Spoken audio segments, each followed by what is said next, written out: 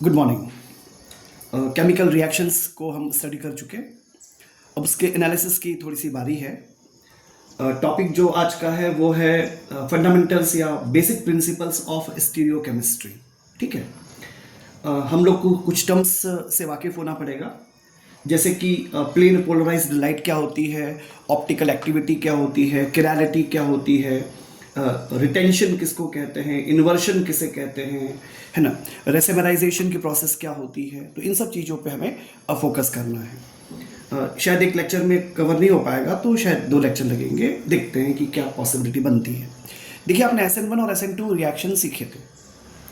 SN2 reaction की जो proceedings होती है वो होती है कंप्लीटली इन्वर्शन की। मुझे उम्मीद है आपको याद होगा कि जब अटैकिंग स्पीशीज जो होती है न्यूक्लियोफाइल, वो हमेशा उस डायरेक्शन से अटैक करता है opposite to the available functional group, यानी जो हेलोजन अवेलेबल रहता है उसके अपोजिट डायरेक्शन से अटैक करता है ना। Am I clear? एक बात भी उठी थी कि तेज हवा चलती है तो जो छतरी होती है वो पलट जाती है। ठीक वैसे ही कुछ सीन देखने को मिलता है, वो होता है इन्वर्शन की प्रोसेस है वो। ठीक है। अच्छा, SN1 रिएक्शन को देखेंगे तो उसमें हमको रेसेमराइजेशन की प्रोसेस देखने को मिलती है ना। तो क्वेश्चन उठता है कि ये सब क्या है, ये सब ऐसा कैसे हो रहा है, ये क्या सब चीज़ें हैं, है ना। तो उसको समझने के लिए हमको बेसिक्स जानना होती है स्टीरियोकेमिस्ट्री की। सबसे पहले हम बात करते हैं ऑर्डिनरी लाइट। ऑर्डिनरी लाइट मतलब बहुत सिंपल वे में आपसे कहूँ, वैसे तो आप इसको वेव ऑप्टिक्स में डिटेल में पढ़ सकते हैं, फिजिक्स में 12th क्लास में ही है। वेव ऑप्टिक्स में जो फंडामेंटल फिनोमेना है, रिफ्लेक्शन, रिफ्रैक्शन और ऑफ कोर्स जो बेसिक कॉन्सेप्ट्स होते हैं प्रिज्म के डिस्पर्शन वगैरह, वो नहीं होते उसमें होता है एडवांस्ड फिनोमेना, जैसे कि इंटरफेरेंस ऑफ लाइट है, डिफ्रैक्शन ऑफ लाइट है और पोलराइजेशन ऑफ लाइट। ठीक है। बहुत सारा तो नहीं है, लेकिन फिर भी सफिशियंट है स्टडीज़ के लिए। तो होता क्या, देखिए कि जैसे बहुत सिंपल सा क्वेश्चन पूछा जाए कि जब आप किसी रूम में जाके स्विच ऑन करते हैं, बल्ब ग्लो करता है, तो बल्ब से निकलने वाली रोशनी हर एक पॉसिबल डायरेक्शन में जाती है। Am I clear? आप कुछ उसी तरह से मान सकते हैं, तो आपको पता ही है बहुत अच्छी तरह से कि जो लाइट होती है वो इलेक्ट्रोमैग्नेटिक वेव होती है। और इसमें थोड़ी सी टिपिकल लैंग्वेज यूज़ कर ली जाए तो पहली बात तो इसमें मल्टीपल वेवलेंथ अवेलेबल होती है, एक कोई पर्टिकुलर वेवलेंथ अवेलेबल नहीं होती इलेक्ट्रोमैग्नेटिक वेव में। मतलब इसमें हम कह सकते हैं कि ऑल पॉसिबल वेवलेंथ यानी लैम्डा अवेलेबल होता है। अगर किसी मेथड से हम इसको एक पर्टिकुलर वेवलेंथ लैम्डा तक सीमित कर दें, ठीक है, हम लिमिट कर दें एक पर्टिकुलर, तो हम उसको बोलते हैं मोनोक्रोमैटिक, उसे बोला जाता है मोनोक्रोमैटिक। M I clear?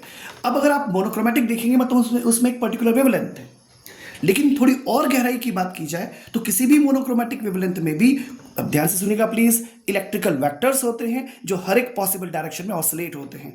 मतलब हम उसको रिप्रेजेंट कर सकते हैं कुछ इस तरह से, हर एक पॉसिबल डायरेक्शन में ये ऑसिलेट करते रहते हैं। इलेक्ट्रिकल वेक्टर्स होते हैं, इनके ऑसिलेशंस होते हैं हर एक पॉसिबल डायरेक्शन में। इसे कहा जाता है अनपोलराइज्ड लाइट, इसे कहते हैं अनपोलराइज्ड लाइट, इसी को कहते हैं हम ordinary light. Am I clear?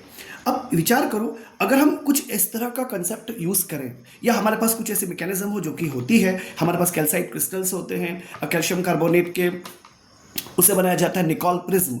उसमें खासियत क्या होती है, देखिए ध्यान से, जैसे मान लीजिए कि आपने, ये है ऑर्डिनरी लाइट, आपने इसको टॉर्मलिन क्रिस्टल भी होता है, आप कैल्साइट क्रिस्टल पे डाल दिया, निकॉल प्रिज्म पे डाल दिया। ठीक है, मान लेते हैं कि निकॉल प्रिज्म में कुछ भी एक प्रिज्म बना दिया हमने, मान लेते हैं ये प्रिज्म हो गया और निकॉल प्रिज्म से ये लाइट पास होती है। जब निकॉल प्रिज्म से ये लाइट पास होगी ना, तो आपको जान के खुशी होगी कि केवल केवल केवल, देखिए ध्यान से, इलेक्ट्रिकल वेक्टर्स एक ही डायरेक्शन में ऑसिलेट हो रहे हैं।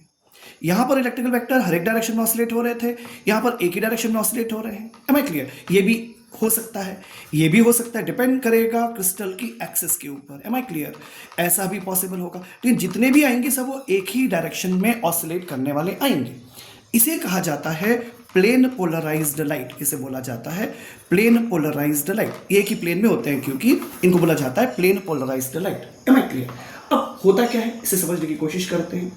ध्यान दीजिएगा कि जैसे ऑप्टिकल एक्टिविटी जिसे कहा गया है ना, उसमें क्या कॉन्सेप्ट है समझने की कोशिश कीजिए। कुछ ऐसे ऑर्गेनिक कंपाउंड्स होते हैं, कुछ सब्सटेंसेस ऐसे होते हैं जो अपने ऊपर गिरने वाली प्लेन पोलराइज्ड लाइट को किसी स्पेसिफिक डायरेक्शन में घुमा देते हैं, रोटेट कर देते हैं। एग्जाम्पल के लिए मैं ऐसा कह सकता हूँ, चलिए मान लीजिए कि आपके पास एक सोडियम वेपर लैंप है। ठीक है, आपके पास सोडियम वेपर लैंप है जिसमें से येलो लाइट निकलती है। फॉर योर काइंड इन्फॉर्मेशन, इसकी जो वेवलेंथ होती है शायद 589.3 नैनोमीटर, है ना। ये इसकी वेवलेंथ होती है सोडियम वेपर लैंप से निकलने वाली लाइट की। ये इसकी मोनोक्रोमैटिक है, एम आई क्लियर। अब ये लाइट जो होगी इसका बिहेव कैसा होगा, ऐसा होगा। आपने इसको कहाँ से पास कर दिया, निकोल प्रिज्म से पास कर दिया। निकोल प्रिज्म से पास होकर के कैसी लाइट हो गई, ये ऐसी हो गई। ये क्या हो गई, प्लेन पोलराइज्ड लाइट हो गई। अब मान लीजिए, समझने की कोशिश कीजिएगा, जब आपने इस प्लेन पोलराइज्ड लाइट को किसी ऑर्गेनिक कंपाउंड पर या किसी सब्सटेंस पे पटका डाला, एम आई क्लियर, तो उस समय क्या हुआ, उसमें खासियत होती है दो बातें करने की। दो बातें हमारे लिए इंपॉर्टेंट होती है। एक तो अगर आप ध्यान से देखेंगे तो या तो ऐसा हो जाएगा, देखिए था ये ऐसा और हो गया ऐसा। आपको नहीं लगता कि इसने रोटेशन ले लिया है क्लॉकवाइज डायरेक्शन में, एम आई क्लियर। इसने रोटेशन ले लिया क्लॉकवाइज डायरेक्शन में।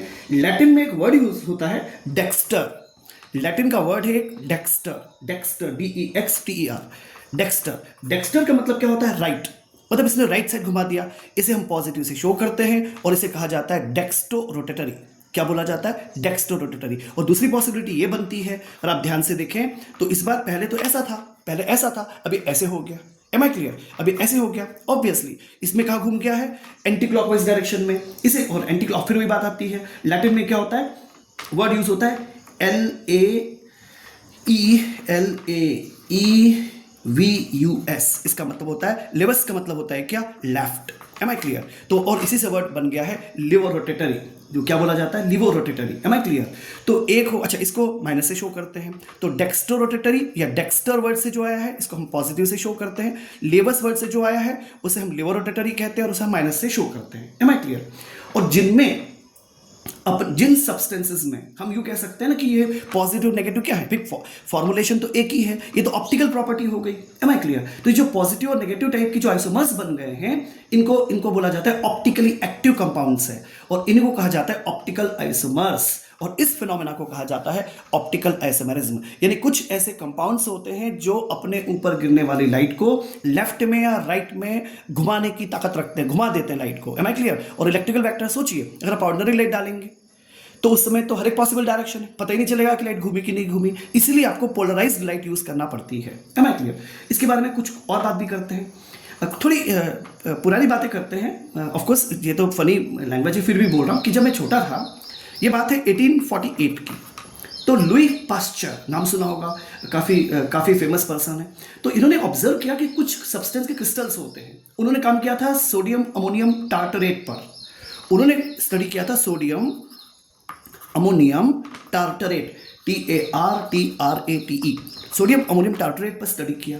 और उन्होंने कहा कि इसके दो फॉर्म्स अवेलेबल होते हैं, और दोनों फॉर्म्स एक दूसरे, इसके फॉर्मुलेशन को देखेंगे तो दोनों फॉर्म्स एक दूसरे की मिरर इमेज होते हैं। मिरर इमेज का कॉन्सेप्ट सबसे पहले लुईस पास्चर ने ही एक्सप्लेन किया था। उन्होंने ये भी बताया और उन्होंने डेमोन्स्ट्रेट किया था कि जब एक्वस सोल्यूशन ले लिए जाए दोनों क्रिस्टल्स के और उनके ऊपर प्लेन पोलराइज्ड लाइट अगर इंसिडेंट होती है तो नेचुरली वो घुमा दी जाती है, वो घूम जाती है, लाइट अपोजिट डायरेक्शन में घूम जाती है, इक्वल घूमती है पर अपोजिट घूमती है, एम आई क्लियर। अगर एक एक्वस सोल्यूशन ले लेंगे आप सोडियम अमोनियम टार्टरेट का, उसके ऊपर आपने क्या किया, प्लेन पोलराइज्ड लाइट इंसिडेंट की, तो एक किसी जगह राइट में घूम जाएगी, किसी जगह लेफ्ट में घूम जाएगी, एम आई क्लियर। उन्होंने ये चीज देखी कि सिमिलर कंडीशन दिख रही है, ऐसा क्यों हो गया, दो टाइप के क्रिस्टल्स हैं, एक्चुअली दो टाइप के क्रिस्टल्स हैं। इसके लिए उन्होंने एक वर्ड प्रपोज किया, कॉन्फिगरेशन, इसे कहा गया कॉन्फिगरेशन, एम आई क्लियर। ध्यान दीजिएगा कि इसके बाद में एक डच साइंटिस्ट थे जे वॉन हॉफ, उनका नाम था जे वॉन हॉफ, WANTHOFF, और एक फ्रेंच साइंटिस्ट थे सी ली बेल।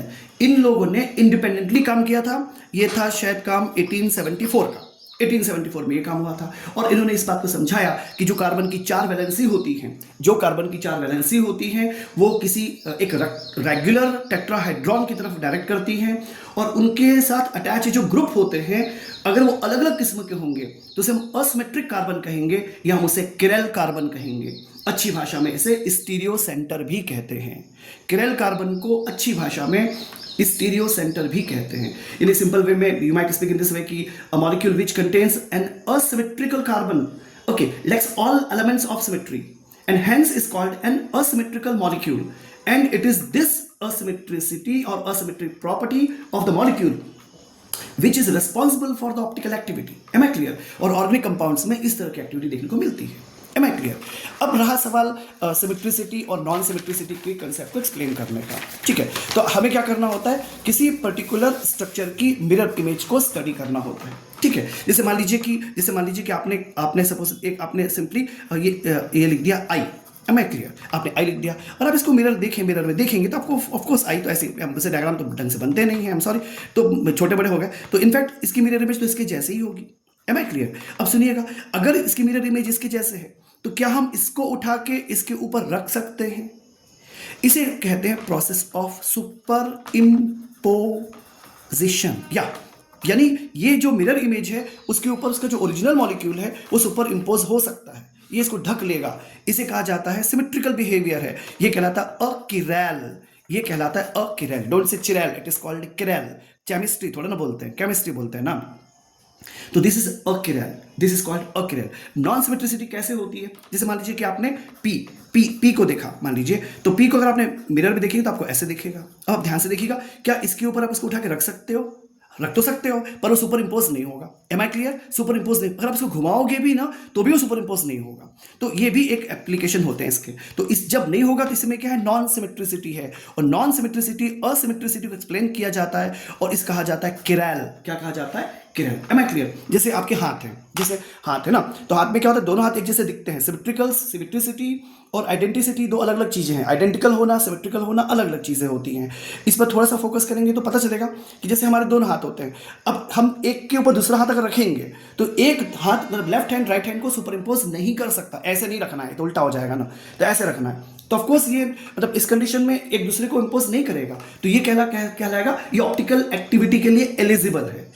ये क्या होगा? ऑप्टिकल एक्टिविटी के लिए एलिजिबल है। जैसे आपके पैर हैं, हम उसे डायग्राम तो बनेंगे नहीं, तो पैर है तो लेफ्ट पैर और राइट पैर जो इंप्रेशंस होते हैं वो एक दूसरे पे इंपोज नहीं हो सकते, और हो जाते हैं तो फिर बधाई हो, वो पॉसिबल नहीं है। खैर, तो कुल मिलाकर के हमको ऑप्टिकल एक्टिविटी के बारे में आइडिया लग जाता है कि नहीं? तो ग्लोव्स हो गए, शूज हो गए, ये सुपर इम्पोजेबल नहीं होते हैं, ठीक है ना? तो हम क्या समरी बना सकते हैं कि objects which are non superimposable on their of course the mirror images are called chiral, जो नॉन सिमेट्रिकल होंगे, am I clear?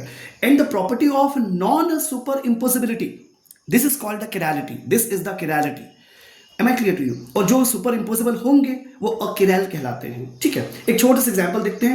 आप देखो, हर बार 3 डायमेंशनल ज्योमेट्री को स्टडी कर पाना पॉसिबल नहीं होता है, हर बार 3 डायमेंशनल स्ट्रक्चर बना करके स्टडी करना पॉसिबल नहीं होता, तो कोई तो सलीका हो, कोई तो तरीका हो, तो स्टडी करते थोड़ा सा इसको हम केमिस्ट्री के बिहाफ पे थोड़ा सा स्टडी करते हैं। जैसे मान लीजिए कि मैंने आपसे कहा कि मेरे पास एक कंपाउंड है, देखिएगा ध्यान से, कुछ कार्बन लिखा, सपोज ये हाइड्रोक्सी है, यहाँ पर आपने जोड़ दिया CH3, अब CH3, अब इसको आपको पता है ये 3 डायमेंशनल ज्योमेट्री होती है, ये होता है H, ये टेट्राहेड्रल ज्योमेट्री होगी, और ये भी CH3 है। इसमें जानबूझ कैसे किया जा रहा है, ये जो है ये मेरी तरफ है और ये जो है ना ये मुझसे दूर है, मतलब एक कहना चाहिए पेपर के बाहर आना और पेपर के अंदर जाना, एम आई क्लियर? ये मेरी तरफ है और ये, ध्यान से सुनिएगा, ये अलग है, ये किधर है? अंदर की तरफ है, ये इनवर्ट्स है और ये ऊपर से, और ये ऊपर आ गया, एम आई क्लियर? जब हम इसकी मिरर इमेज देखते हैं, अगर हम इसकी मिरर इमेज बनाए तो मिरर इमेज कैसे बनेगी इसकी? ऑब्वियसली आप इसको कहेंगे, जैसे ये OH है तो ये OH तो इधर आ जाएगा, ठीक है? ये कार्बन हो जाएगा, ठीक है? अब क्या होगा, देखिएगा ध्यान से, ये जो इधर वाला था ये इधर पहुंच जाएगा, ये CH3 हो गया। ये जो H ऐसा था, ये H थोड़ा सा ऐसे हो जाएगा, एम आई क्लियर? और ये जो CH3 था, ये CH3 क्या होगा, ऐसे आ जाएगा, ठीक है? ये ऐसे CH3 बन जाएगा। ये क्या हो गया, यानी ये मतलब आप इसको, ये H है तो ये पहले H इधर आएगा और CH3 इधर आएगा, एम आई क्लियर? ये हो जाएगा H, ये CH3 इधर शो कर दीजिए, इधर ये H आ जाएगा, एम आई क्लियर? ये इसकी मिरर इमेज है। अगर आप इसे उठा के इस पे रखेंगे और घुमा देंगे, अगर आप इसे उठा के इस पे रखेंगे और घुमा देंगे तो एक कंडीशन, मतलब जब आप इसको घुमा दोगे तो कंडीशन क्या, जैसे आप इसको रोटेट करोगे, आप इसको रोटेट करोगे, ऐसे आप इसको रोटेट करो तो क्या होगा, अब ये जो पूरा घूमते घूमते क्या होगा, ये वापस आ जाएगा, तो कंडीशन ये बन जाएगी कि ये C, ये OH, ये H और ये CH3, ये यहाँ पे आपको दिख जाएगा, यानी इसको सुपर इम्पोज कर लेगा, और जब ये सुपर इम्पोज कर लेगा तो ये ऑप्टिकली एक्टिव नहीं है। ध्यान दीजिए, ये CH3 है, ये CH3 है, ये H है, ये OH है, ये ऑप्टिकली एक्टिव नहीं है, ये क्या है, अकिरैल है। ये क्या चीज़ है, अकिरैल। ऑफ कोर्स ध्यान दीजिएगा कि डेक्स्ट्रो के लिए हम लोग D यूज करते हैं और लिबो रोटेटरी के लिए L यूज करते हैं, ठीक है? इसको हम पॉजिटिव, इसको हम नेगेटिव से शो किया करते हैं। अगर ऑप्टिकल रोटेशन होता है, इसमें ऑप्टिकल रोटेशन नहीं होगा, यानी ऑप्टिकली एक्टिव नहीं है ये, एम आई क्लियर? अच्छा, कोई और एग्जाम्पल देखते हैं। सपोज ऐसा हो, कैसा हो, ये C है, सपोज ये मुझसे दूर CH3 है, ये मेरी तरफ मान लो C2H5 है, मतलब CH2CH3 है, और मान लो यहाँ पे क्या है, H है, और यहाँ मान लो क्या है, OH है। बनाते हैं इसकी mirror image, am I clear? इसकी बनाते हैं मिरर इमेज। अब मिरर इमेज बनेगी तो ऑब्वियसली ये OH होगा, ये इधर आ जाएगा, आ गया, ये C है ना, ये इधर क्या आ जाएगा, C2H5 हो जाएगा, इधर क्या हो जाएगा, H हो जाएगा, इधर क्या हो जाएगा, CH3 हो जाएगा। अब अगर आप इसको घुमाइएगा तो ऐसी कंडीशन नहीं, जब आप इसको 180 डिग्री रोटेट कीजिएगा तब ऐसी कंडीशन कभी नहीं आएगी, क्योंकि ये अलग अलग हो जाएंगे, मतलब ये सुपर इम्पोजेबल नहीं है, ये है नॉन सुपर इम्पोज्ड, ये है non super imposable, non super imposable है। और जब ये नॉन सुपर इम्पोजेबल है तो इसमें क्या है, किरैलिटी पाई जाती है।